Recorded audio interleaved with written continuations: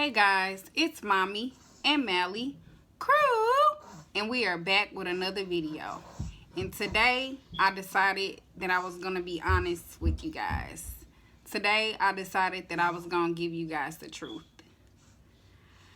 I don't even really know where to start with this video because it has me all over the place. Before I even get started, I do want to say that we have a semi-special guest because he's in the video without being in the video, which is baby Alex. So in case y'all heard him crying. But it started around my baby shower, which was May, I can't even remember the date. I don't know if it was like May 23rd or something like that. And basically, I realized that my hands and feet were swollen. Now, as a pregnant woman, not only as a pregnant woman, but as a pregnant black woman, there was a red flag for me. Now, keep in mind, this was my second pregnancy, so I was used to just like your everyday cramps. And, you know, you have some swelling here and there from time to time. But, you know, nothing that I felt like, you know, I couldn't necessarily handle at this time. But it had gotten so bad to the point that I couldn't walk. So we fast forward to like exactly a week later. I had been feeling extremely like sick and feeling like I couldn't breathe for like that whole entire week. And I remember laying in the bed with his dad and being on all fours saying like, help me. Oh my God, I can't breathe. This is like the worst pain ever. I feel like I'm going to go in labor. This is horrible. And before I knew it, his dad was like, get up. We about to put our clothes on.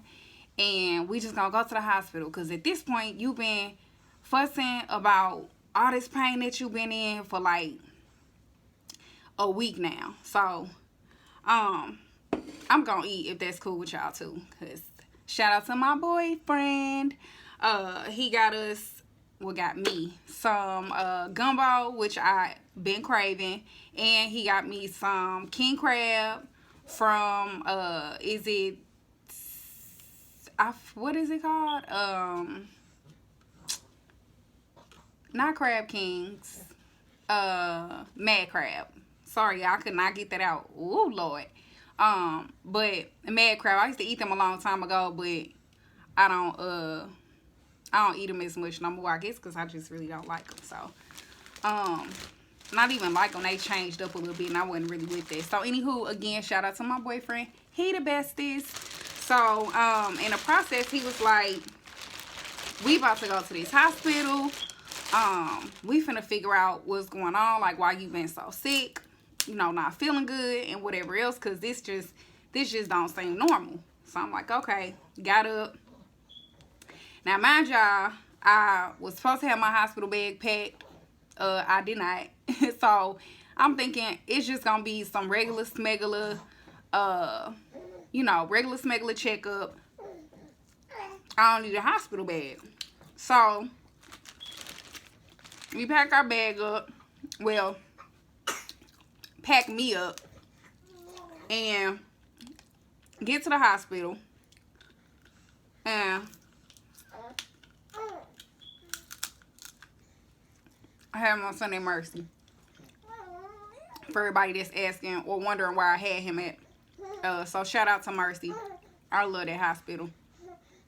I had a great birthing experience there anyway.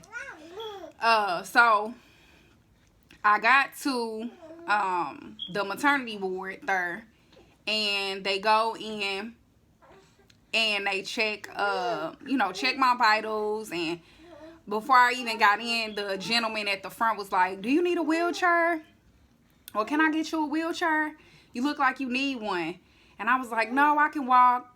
And I was limping or whatever, because I felt normal. Like, I mean, I felt bad, but I didn't think it was anything that serious. So, I get back there and they doing my vitals, and finally they check my blood pressure. And the nurse that checked me in was like, "Ooh, your blood pressure seemed a little high." I think it might have been like 140 over like, I don't know, like 140 over 30 or something. And that was a little bit high, especially for me to, I've been working so hard to get this one little piece of meat out, y'all. So sorry.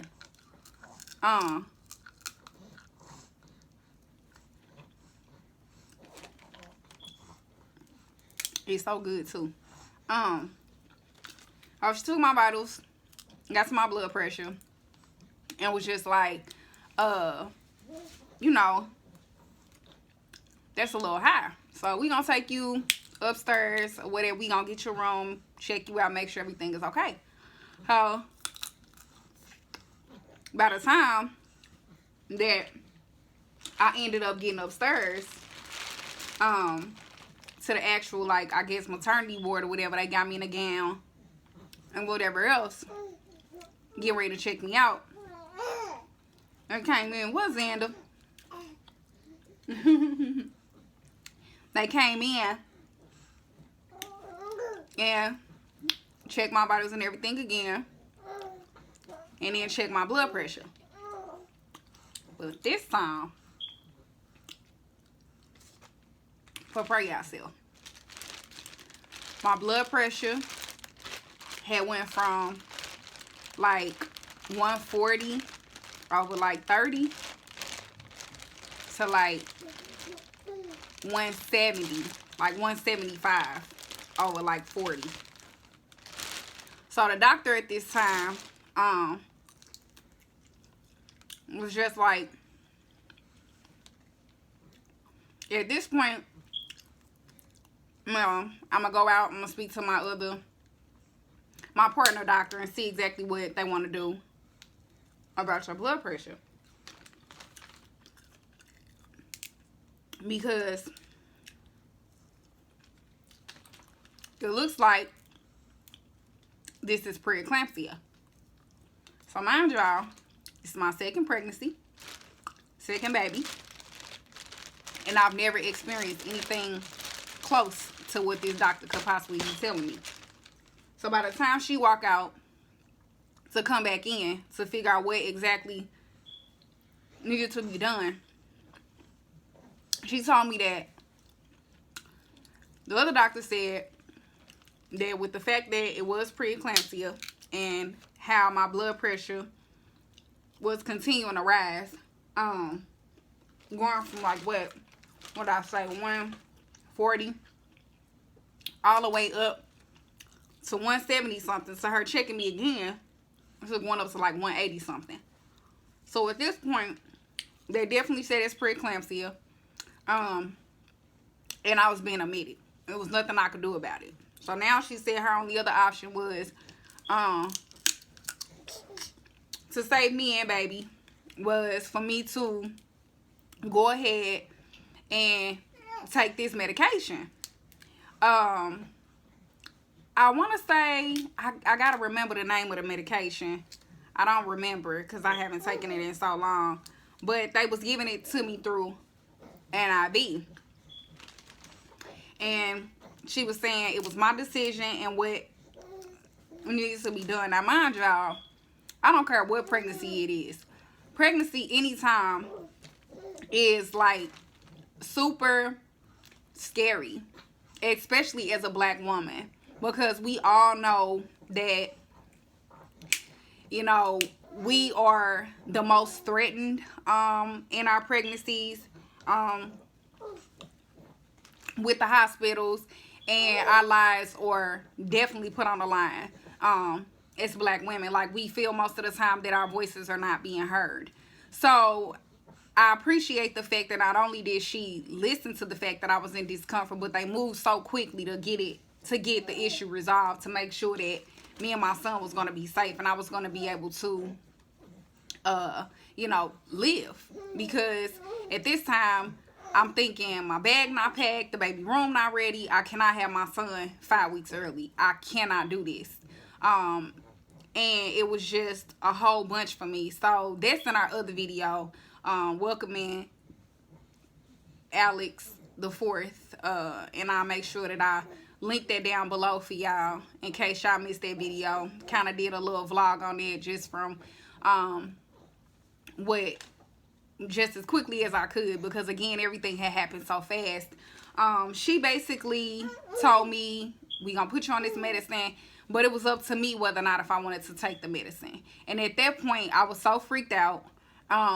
It just seemed like my whole world had come crumbling down.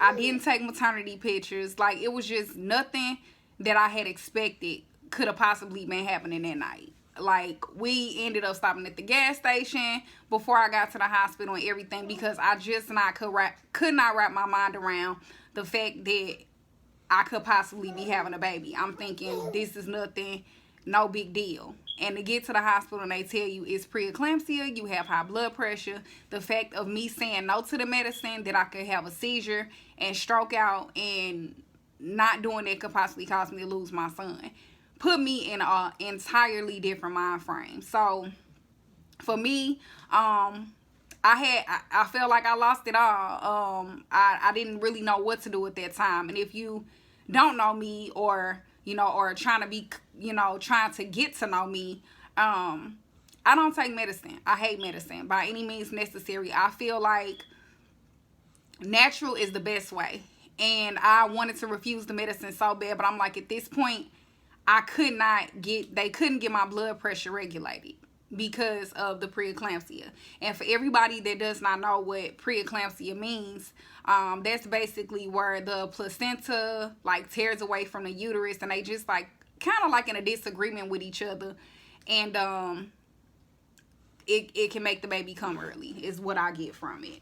It's really no specific reason or cause for it. Of course, like your salt intake, things like that, which I never had this issue from before. I had just gone to the doctor like a week before that, and it was a lot. So I was starting to take the medicine, and before I knew it, I was being admitted. With taking that medicine, they had put me on magnesium as well, the high blood pressure medication, and the magnesium. So with the magnesium, that was to stop me from seizing and stroking out. So now, once again, my little world come crumbling down, because I was supposed to have a kind of more like a water birth, and not so much like a water, like after I had finally crowned or whatever, I would have had to get out of the birthing pool. But I was so upset because being on the magnesium, it basically had me like really weak to the point where I couldn't walk. So walk on my own. So I had the toilet next to my bed. I had to ask for assistance the whole entire time.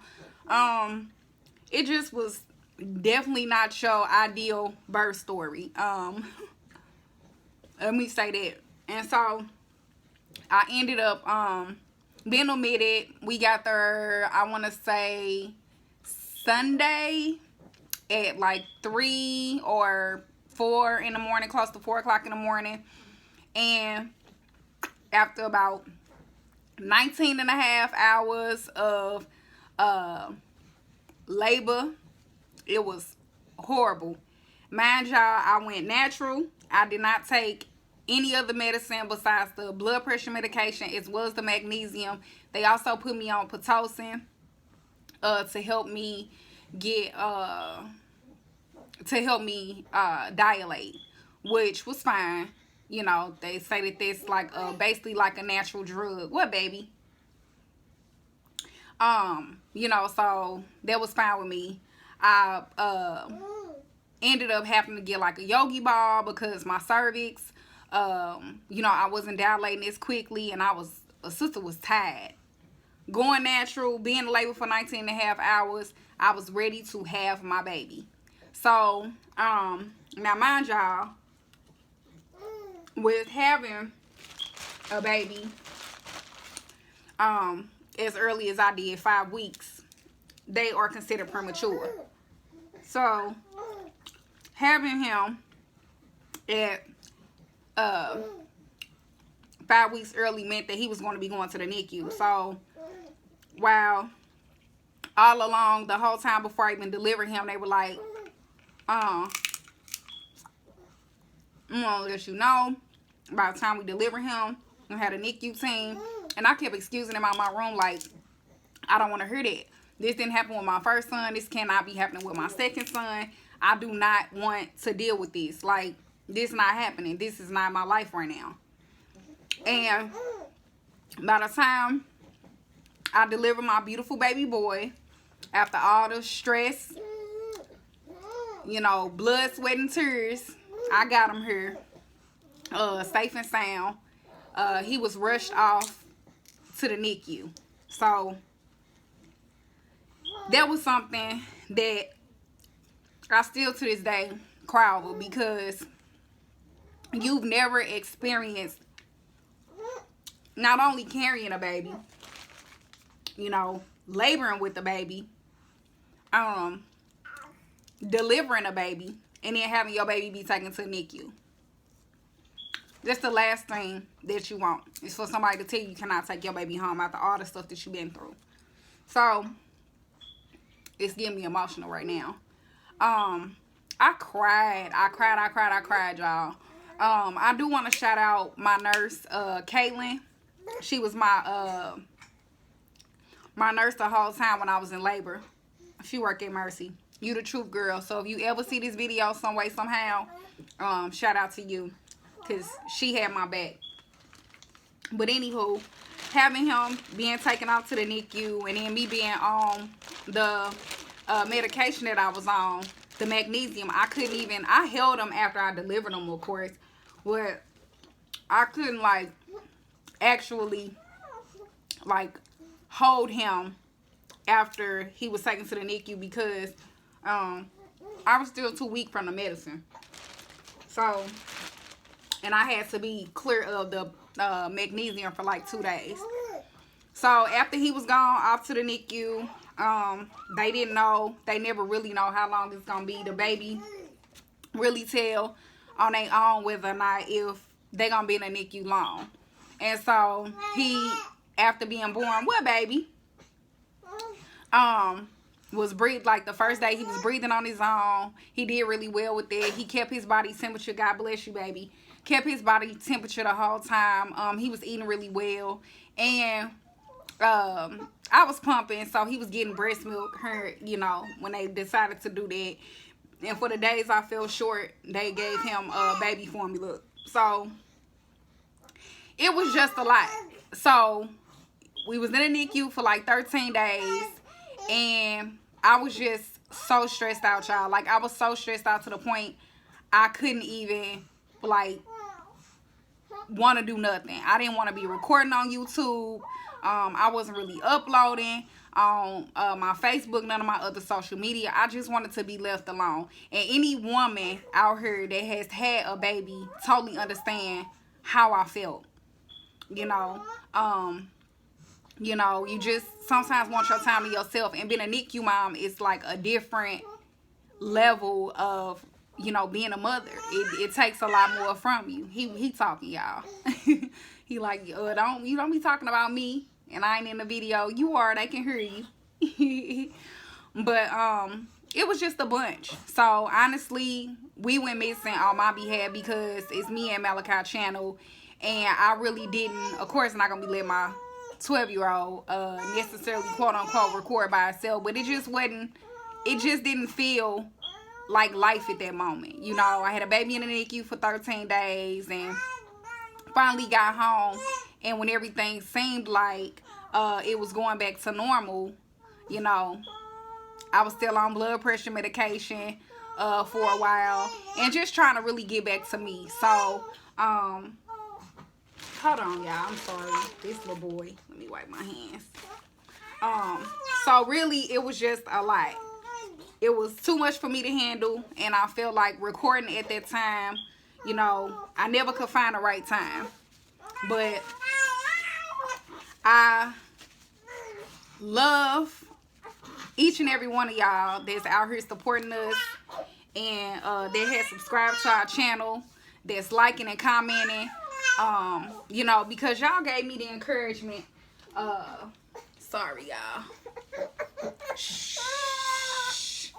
Gave me the encouragement, definitely to keep going, because I wanted to give up, and everybody kept saying, girl, you gotta get back to your YouTube. You gotta get back to that. Don't be discouraged. Don't be discouraged. Tell your story. Tell your story.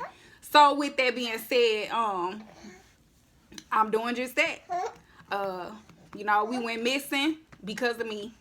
I was stressed out and I was overwhelmed and was a NICU mom, had a baby 5 weeks early, and really didn't know how to handle it. But we back at it. So again, as always, we appreciate y'all love and support. If you haven't already, subscribe, like, comment, share. Leave me some ideas down below.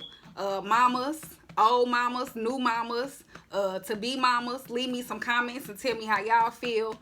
Tell me some of y'all labor experiences. You know, some of y'all issues that y'all may have had while y'all was pregnant, how y'all have overcome and gotten through it. And y'all can leave a comment down below and tell me if y'all want a part 2. I'll tell y'all how I've been feeling lately with, you know, having a new baby and postpartum and all of that, and how it was bringing home a baby from the NICU. So I'm finna get back to eating my food. I'm about to breastfeed this child. As y'all can see, he fussing. Him fussing. He fussing. So, again, we appreciate y'all love and support. And as I always tell y'all, keep God first. Believe in yourself. If you put your mind to it, know that you can do it. And don't let nobody else ever tell you nothing different. So, with that being said, that's the end of this video. I gave y'all my truth, and we'll see y'all in the next video. Peace.